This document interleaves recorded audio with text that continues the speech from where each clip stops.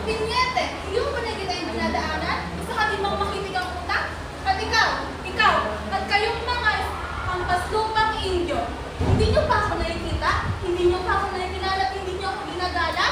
Hay nako, mga walang modo talaga kayong mga Indio. At dahil dyan, ipapakilala ko ang aking sarili. Wala nang bueno-bueno.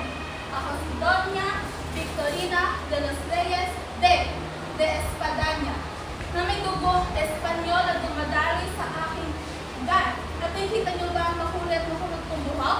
Ang mga kulawete sa aking mukha? At mga gara at mahahabang damit? Hindi katulad ninyo na walang karangyaan at kabalasnan.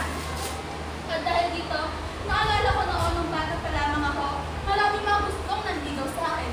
Sapagkat sila'y lamang mga Indio, kaya aking tinaboy sila. Dahil bakit ako magpapakasal? Magpapasakal sa isang Indio.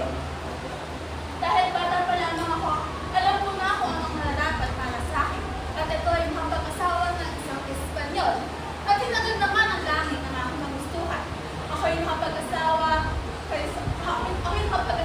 sa isang Espanyol na si Dr. Tiburcio de Espadaña. Isang doktor at isang lalaking abot langit ang pagmamahal sa akin. At palaging hinahangad ang aking kagustuhan, ang aking ninanais.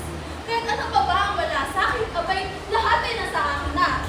Ako isang malangya, insente, at matalino, magandang, mistisang babae.